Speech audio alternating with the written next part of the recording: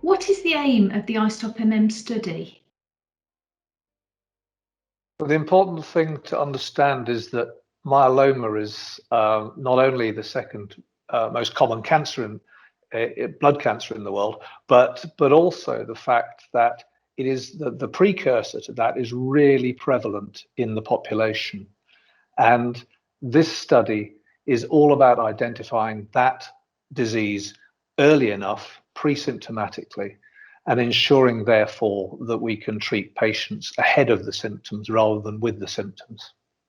And actually, when it's because it's a late stage disease, because the pre-symptomatic stage, the MGUS, that's really important, because the late stage disease, if you compare it to a solid tumor cancer that a person might get, Brian Dury, who's the head of the IMF, says that it's the equivalent of diagnosis of being found with a quarter of a pound tumor. That's a sort of, think of a McDonald's burger or a Satsuma. It's that sort of late stage. So it's really important. Now, the important part of this is that iStop is having a whole population screen. So we've got about 55% of the Icelandic population over 40 years old signed up to do this. And they've already donated blood already, which is brilliant. It's about 80,000 people. It's volunteers as well. That's really important.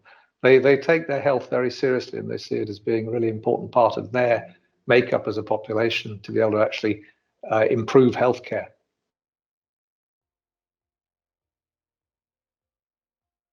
Why should Binding Site be proud to collaborate on the iStopMM study? Many years ago now, we identified sort of three key attributes of what we do in our mission here, which is improving lives through education, collaboration, and innovation. And I have to say, I mean, this sort of covers all these aspects of our mission, which is really good. And with having our Binding Site colleagues doing all the testing here, that's also maybe not known, is that all the samples have been sent over here for testing. So about 600,000 data points have been generated. And that's really good. We should be very proud of the work that's been done here and the results that it's generated too. And I think if you look at, interesting enough, even though it's, the screening studies, prospective studies take a long time to go through.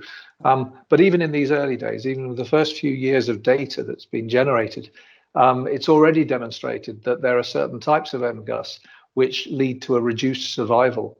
And so if you were able to find it and treat it earlier, why wouldn't you? And I think that's really some of the really compelling data that's coming out of this, even at this early stage.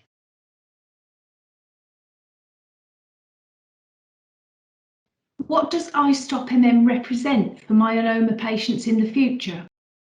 Well, I mean, it stands to reason that if we're going to identify and treat people in the pre-symptomatic stage, when they've got the MGUS, then one should see lower levels of multiple myeloma in the population, which with the relative benefit from an overall healthcare burden, people living longer, healthier lives is really important. And so if you can treat it quite quickly and without hospitalization, that is a massive improvement on the current standard of care.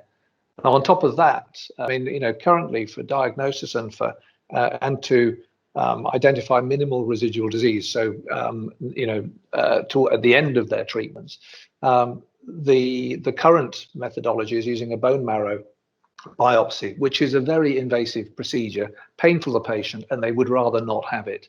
And they often have that at treating through their treatment. They have the measurements. I spoke to one guy who's had 9 different bone marrows through his biopsies through his treatment, because he wants to know what's going on. But with the mass spectrometry, with the stuff, with the tests that we've brought out now, it looks as though that is as sensitive and even more sensitive than the current use of the bone marrow biopsy with flow cytometry. That's really exciting too. I mean, both for the patient and for the clinician, so they can get regular measurements without actually having to plead with the patient to have a bit of their bone taken out. And I mean, and just to sum up, I mean, absolutely, from a patient's perspective, improving their lives is really important.